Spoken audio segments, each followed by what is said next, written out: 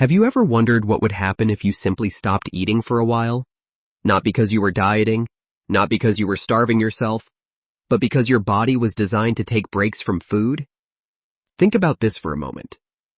For most of human history, people did not eat 3 meals a day plus snacks.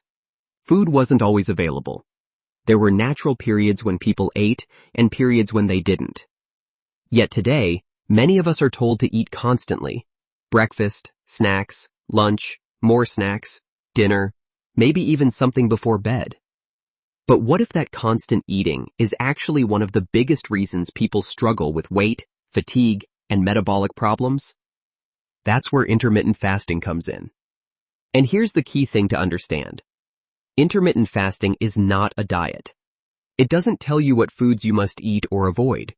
Instead, it simply changes when you eat. It's a pattern, a rhythm between eating and not eating. And when you understand how this rhythm works with your body's hormones, the results can be remarkable. Let's explore why. To understand intermittent fasting, we need to talk about 2 very powerful hormones that control fat storage and fat burning. The first is insulin. Insulin is released whenever you eat.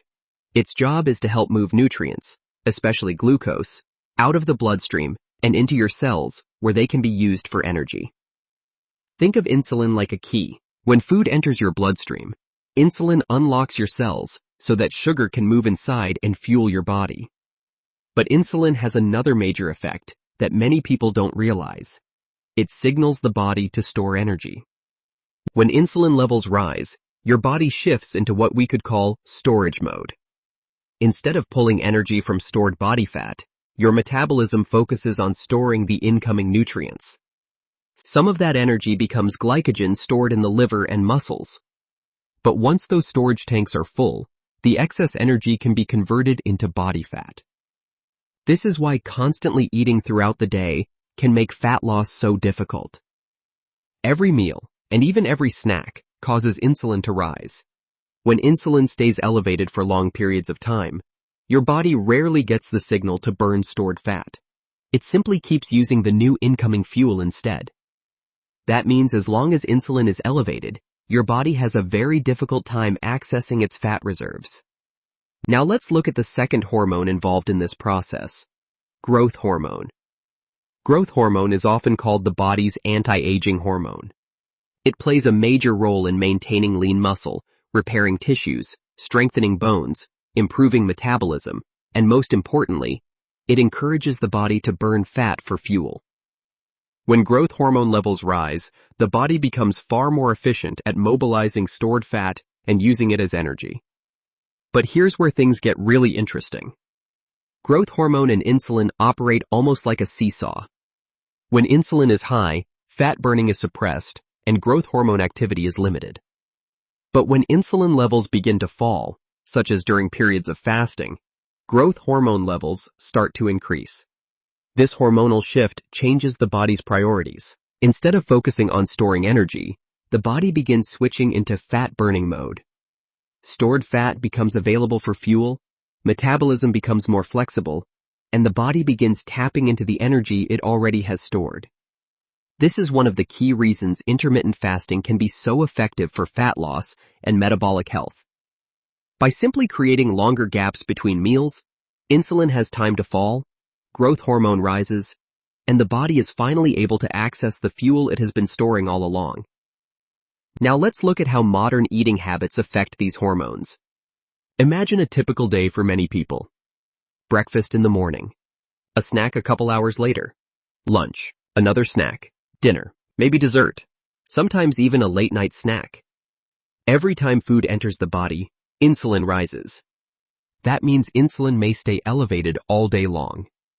When insulin never has a chance to drop, the body rarely gets access to stored fat. Instead, it stays trapped in a cycle of constantly burning incoming food. This pattern can eventually contribute to something called insulin resistance. Insulin resistance happens when cells stop responding properly to insulin's signal. The pancreas then produces more and more insulin to compensate. Over time, this can lead to weight gain, metabolic problems, and eventually conditions like prediabetes or type 2 diabetes. Intermittent fasting helps break that cycle. By extending the time between meals, insulin levels are allowed to drop. And when insulin drops, the body can finally begin accessing stored fat for energy. So how does someone actually start intermittent fasting? The process usually begins by simplifying eating patterns. Many people begin by eliminating constant snacking. Instead of eating 5 or 6 times per day, they move to 3 meals per day with no snacks in between. This simple change already reduces the number of insulin spikes during the day.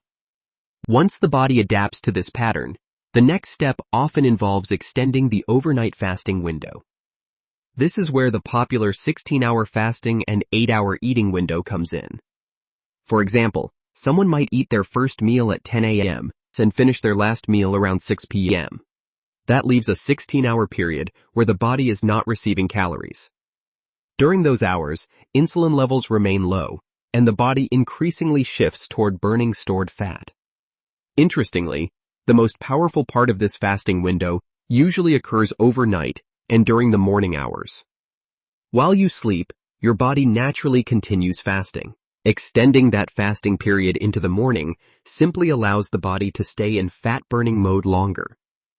For those who become comfortable with this pattern, some people eventually experiment with longer fasting windows. One common approach is 2 meals per day within a 4-hour eating window. This pattern creates roughly 20 hours of fasting each day. At first, this idea can sound extreme, but for many people, it simply means skipping breakfast, eating a first meal around midday, and finishing their final meal later in the afternoon or early evening. During extended fasting periods like this, insulin levels remain very low, and the body becomes extremely efficient at burning stored fat. Instead of constantly relying on incoming food for energy, the body begins tapping into its own reserves, something it was designed to do. This is when many people begin noticing dramatic improvements in waistline, energy levels, and metabolic health. Clothes may start fitting differently, afternoon fatigue often disappears, and many people report feeling lighter and more energetic throughout the day. But it's important to understand that this process should happen gradually. Jumping too quickly into long fasting periods can feel overwhelming and may lead to headaches, fatigue, or intense hunger signals. The body needs time to adapt. For someone who has been eating frequently for years, the transition may take several weeks or even months. During this time, the body is learning how to efficiently switch between burning food for fuel and burning stored energy. But with patience, the body becomes remarkably efficient at this metabolic switch, and what once felt difficult often begins to feel surprisingly natural. Another powerful benefit of intermittent fasting is its effect on cellular repair.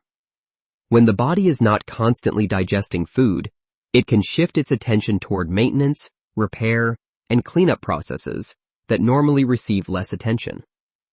One important process activated during fasting is called autophagy. Autophagy is essentially the body's recycling system. During this process, old or damaged cellular components are broken down and reused to build new, healthier structures. Think of it as a deep cleaning system that removes cellular debris and replaces it with stronger, more efficient components. Scientists believe this process plays an important role in healthy aging, cellular renewal, and metabolic resilience. By giving the body regular periods without food, intermittent fasting may help activate these repair mechanisms more consistently. Over time, this internal cleanup process may support longevity and help protect the body from certain diseases associated with aging and metabolic stress. Many people also notice improvements in mental clarity when practicing intermittent fasting. Without constant spikes and crashes in blood sugar, the brain often experiences more stable energy. Some individuals report sharper focus, improved productivity, and fewer afternoon energy crashes. This may be partly due to the production of ketones, molecules produced when the body burns fat for fuel. Ketones provide a steady energy source for the brain. Exercise can further enhance the benefits of intermittent fasting. High-intensity interval training or strength training performed during fasting periods can amplify fat burning and improve metabolic flexibility. This combination of fasting and exercise encourages the body to rely even more on stored energy. The key to success with intermittent fasting is patience and consistency. It is not about forcing the body into extreme deprivation. Instead, it is about gradually restoring a natural rhythm between eating and fasting. As the body adapts, hunger signals change, energy stabilizes, and metabolism often becomes more efficient. What begins as a simple change in eating schedule can eventually lead to improvements in weight, insulin sensitivity, and overall health. With that said, thanks for watching, and until next time.